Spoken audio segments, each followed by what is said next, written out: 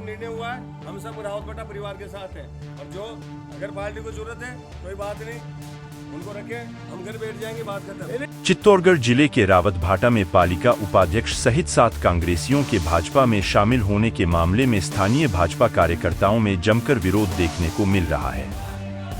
इसे लेकर बीती रात जहां स्थानीय भाजपा कार्यकर्ताओं ने चेतक मार्केट में कांग्रेसियों के भाजपा में शामिल होने का विरोध करते हुए जमकर नारेबाजी की, वहीं अगले दिन इसी मामले को लेकर हनुमान मंदिर परिसर में आयोजित भाजपा मंडल की बैठक आयोजित की गई, जिसमें भाजपा कार्यकर्ताओं ने भाजपा शामिल सभी लोगों और उन्हें पार्टी ज्वाइन करवाने वालों के निष्कासन की मांग को लेकर जिला कमेटी को प्रस्ताव पत्र बनाकर भेजा। कार्यकर्ताओं का कहना था कि कांग्रेस की सत्ता रहते हुए जिन लोगों ने पिछले 5 साल भाजपा के कार्यकर्ताओं को परेशान किया, अतिक्रमण के नाम पर लोगों के मकान और दुकानें तोड़ने का काम किया, आज उन्हीं लोगों को बड़ी ही आसानी से भाजपा में शामिल कर लिया गया। 70% वोट हम लोगों ने बीजेपी में डलवाया, ठीक है। अब उसको लग रहा है कि अब यहाँ पे मेरा तो बड़ा पूरा खत्म हो गया, अब वो जाके शामिल हो रहा है बीजेपी के अंदर।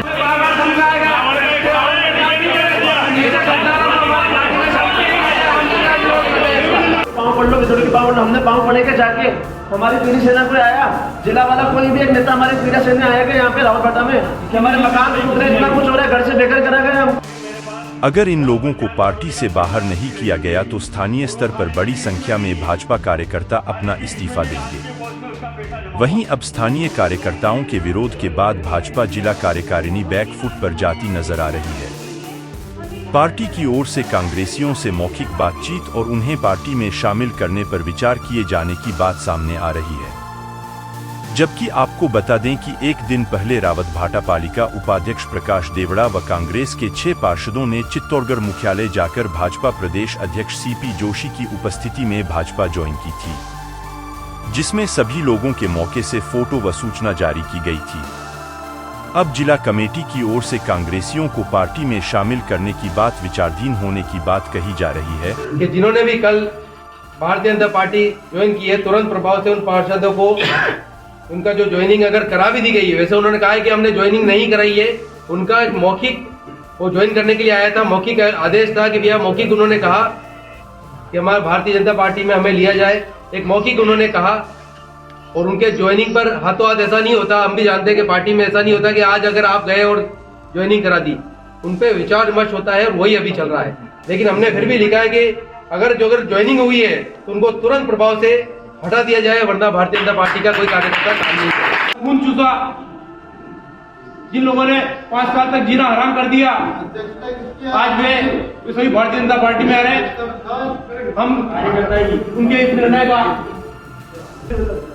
विरोध करते हैं और आज मैं चाहूंगा एक सिंगल लाइन का प्रस्ताव आज हम सब सारे कार्यकर्ता मिलकर लें कि कल जो चित्तौड़ में जो निर्णय हुआ वो रावतभाटा भाजपा के किसी भी कार्यकर्ता को मंजूर नहीं है।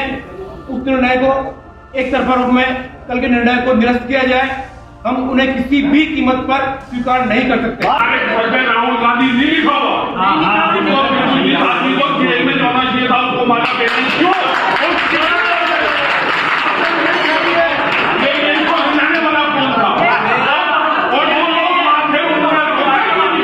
ऐसे में बड़ा सवाल उठता है कि एक दिन पहले भाजपा प्रदेशाध्यक्ष सीपी जोशी सहित जिले के भाजपा पदाधिकारियों की मौजूदगी में पार्टी सिंबल का उपरना ओढ़ा कर कांग्रेसजनों को साथ खड़ा कर उन्हें क्या मैसेज देने का प्रयास किया गया। वहीं दूसरा बड़ा सवाल ये भी उठता है कि अगर अब भाजपा आला कमान ने कांग्रेसियों को पार्टी में शामिल करने से इनकार कर दिया तो क्या पालिका उपाध्यक्ष प्रकाश देवड़ा व 6 कांग्रेस पार्षद कांग्रेस में बने रहेंगे या उन्हें कांग्रेस की सदस्यता से भी हाथ धोना पड़ेगा। महिला मोर्चा रावतभाटा के कांग्रेस के राज में सब कुछ झेलते हुए इतने बड़े कदम बढ़ाए, आगे वो निकली सब गंदगी मिटाने के लिए और भारी मतों से जिताया सुरेश जी को। लेकिन आज हमारे साथ जो हो रहा है हम सहन नहीं करेंगे। मेरी महिला मोर्चा झूठ मारेगी जिनको भी, जो भी 5 साल सब कुछ झेला, लेकिन सीपी साहब से या सुरेश जी से या हमारे मिट्टू लाल जी जिला अध्यक्ष, किसी से हमने कोई शिकायत नहीं की, सब कुछ झेलते रहे। लेकिन आज हमारे राज्य में हमको ये सब झेलना पड़ रहा है, तो हम नहीं झेलेंगे, नहीं झेलेंगे, बिल्कुल नहीं झेलेंगे। और मैं एक बार फिर बोलती हूँ कि झूठ मारेगी महिला मोर्चा नहीं है। सभी कार्यकर्ताओं का एक पुरजोर विरोध यही था कि कल कांग्रेस के कुछ पार्षदों ने जो भारतीय जनता पार्टी ज्वाइन की है वो हमारी पार्टी में ज्वाइन नहीं होना चाहिए। तो मैं भी आपको विश्वास दिलाता हूं कि जिला अध्यक्ष जी से, एमएलए साहब से और सांसद साहब से जो मेरी बात हुई, उनका भी यही निर्णय था कि उनको भारतीय जनता पार्टी में नहीं लाया जाएगा, नहीं लाया जाएगा, नहीं लाया जाएगा। ये आप सब आश्वासन मान लो। फिर भी सभी कार्यकर्ताओं का यह था कि भी हम लिखित में एक बार दें। तो हमने हमारे जो शीर्ष नेता हैं उनको भी हमने आज की जो बैठक हुई है उससे अवगत कराने के लिए हमने यहाँ पर भारतीय जनता पार्टी नगर मंडल रावतभाटा की ओर से और आप सभी जो कार्यकर्ता यहाँ पर मौजूद है उन सभी की ओर से हमने यहाँ पर एक लेटर बनाया है और हम चाहते हैं कि ये जिला अध्यक्ष जी तक और प्रदेश अध्यक्ष जी तक ये लेटर हम पहुँचाए। ये एक प्रस्ताव है हमारा। एक आज दिनांक 5/3/2024 को नगर भाजपा की मीटिंग हनुमान मंदिर पर रखी गई है, जिसमें सर्वसम्मति से निर्णय लिया गया कि कल दिनांक 4/3/2024 को चित्तौड़गढ़ में भाजपा जिले में 7 कांग्रेस पार्षदों को जो बीजेपी में शामिल किया गया है उसमें भाजपा कार्यकर्ताओं में काफी रोष है। इन कांग्रेस पार्षदों को भारतीय जनता पार्टी में शामिल नहीं किया जाए और आगे भी कांग्रेस के कोई पार्षद या उनके कार्यकर्ताओं को शामिल किया जाता है और कोई ऐसा निर्णय लिया जाता है तो भारतीय जनता पार्टी नगर मंडल रावतभाटा की ओर से एक कोर कमेटी बना दी जाए, उनसे एक बार पूछकर उनकी एक सहमति लेकर आगे ज्वाइन कराया जाए। इन पार्षदों को शामिल जिन्होंने भी कराया है उनका भी नाम उजागर किया जाए, उन्हें भी तुरंत प्रभाव से निष्कासित किया जाए। वह श्रीमान जिला अध्यक्ष जी, श्रीमान सांसद साहब और श्रीमान हमारे विधायक महोदय रावतभाटा नगर में भाजपा कार्यकर्ताओं से विचार विमर्श करके ही आगे यदि इनको शामिल किया जाए तो आगे विचार विमर्श करें, उसके बाद ही आगे कोई निर्णय ले। और सभी कार्यकर्ताओं का जैसा कि विशेष सभी ने कहा तो हम एक नोट के रूप में हमने और लिखा है हमारे सभी धार्मिक कार्यक्रमों में आपत्ति का उनके ऊपर हमें लगाए, चाहे वो डीजे होने हो, चाहे आरती होने हो, चाहे नवरात्रि के प्रोग्राम। एक मिनट हो भैया, से शांति बने रखो। हम रोज जाने लगे तो एक मेरे दीवार में खड़ी हुई है तो मैं ये पार्टी में रहना नहीं चाहती। आज ये भी लेके जी उठा भी सकते, दिशा नहीं सकते उसको। आज हम यहाँ के बीजेपी वाले से कांग्रेस वाले खड़े हो रहे हैं वहाँ पे। मैं आनंद से खेलने आऊंगी आप पार्टी का। अरे बोलने दो ना यार। सबसे पहले तो मैं आपको बता दूं ये आक्रोश मीटिंग भारतीय जनता पार्टी की थी और आपस में जो कोई आक्रोश नहीं होता, ये भारतीय जनता पार्टी जो है जजम पे बैठ के जो भी निर्णय करेगी वो सर्वमान्य है। और सबसे बड़ी बात भारतीय जनता पार्टी में थोड़ा सी आक्रोश था कि कुछ कांग्रेस पार्षदों ने जो कल भारतीय जनता पार्टी का दामन थामा है, तो मेरे जिला अध्यक्ष जी से बात हुई है कि अभी उनकी सदस्यता नहीं दी गई है। उन्होंने मौखिक रूप से केवल आवेदन किया था। जब उनको भारतीय जनता पार्टी की सदस्यता ही नहीं दी गई तो उसको निरस्त कैसे कर दें हम, उसका निष्कासन कैसे कर दें जब उनकी सदस्यता ही नहीं दी गई। उनके बारे में जो विचार है लंबित है, हम बात करेंगे। हमारे जो शीर्ष नेतृत्व है, हमारे जिला अध्यक्ष जी है, सांसद साहब है, विधायक साहब है और बाकी जो अन्य कोर कमेटी के हमारे मेंबर हैं उन सबसे हम विचार विमर्श करेंगे। और यहाँ जो भारतीय जनता पार्टी की जो कार्यकर्ता है जिनकी जो भावना है कि भैया उन कांग्रेस पार्षदों को भारतीय जनता पार्टी में शामिल नहीं किया जाए, हमारा जो निर्णय हुआ है वही उन तक पहुंचाएंगे। और मैं आपको सभी को ये भारतीय जनता पार्टी का जो हमारा परिवार है जैसा ये चाहेगा, जैसा यहाँ के जो कार्यकर्ता चाहेंगे वही निर्णय होगा। लेकिन कल तो सांसद साहब ने दुपट्टा बनाया बीजेपी का सभी 8 पार्षदों को, क्या राय है? कल भारतीय जनता पार्टी के चुनाव का कार्यालय का उद्घाटन था, वहाँ कई सारे कार्यकर्ता भी गए और जब कार्यकर्ता कई सारे होते हैं तो हमारे जो प्रदेश अध्यक्ष जी हैं उन्हें पता नहीं था ये कौन है क्या है और जब आप खुद जानते हैं, मीडिया के प्रभारी है, कि जब कोई प्रदेश अध्यक्ष जब कहीं जाते हैं हमारे प्रदेश अध्यक्ष जी, तो उनका स्वभाव ऐसा है कि जो भी कार्यकर्ता मिलते हैं उनका आदर करते हैं, सत्कार करते हैं। उसी के माध्यम से मुझे लगता है यही घटना हुई होगी और इसीलिए दुपट्टा बनाया। पूर्व में नगर पालिका उपाध्यक्ष प्रकाश देवड़ा को सभी जानते थे, आपके सांसद भी जानते, फिर उन्होंने दुपट्टा बनाया, इसका कारण क्या रहा? इतनी भीड़ में किसी का देखो कोई पता नहीं लगता है कौन क्या है। इतनी भीड़ थी कि वहाँ किसी का कोई पता नहीं लगता। मैडम, ये जो सुनाई में आ रहा है नियुक्ति का, अगर बाय द वे ऐसा होता है आप लोग किस तरीके से मोर्चा तो हमें विश्वास हमारे सांसद साहब पे और हमारे एमएलए साहब पे, जिलाध्यक्ष पे, कि ऐसा कोई निर्णय नहीं लेंगे। वो जिससे भारतीय जनता पार्टी और रावत भाटा के सभी वरिष्ठ जो भी है वो कार्यकर्ता है, सबको ठेस पहुँचे। हम ये पहली बार ये उम्मीद करते भी नहीं है किसी से, क्योंकि हम ये सैनिक को लेकर तरफ से नहीं सकते, ठीक है, वो नहीं करेंगे, हमें विश्वास है। हम यही अपील करते हैं कि गलत चीज़ नहीं आए। हमारे भारतीय जनता पार्टी बहुत साफ सुथरी है, इसमें गलत लोग नहीं आने।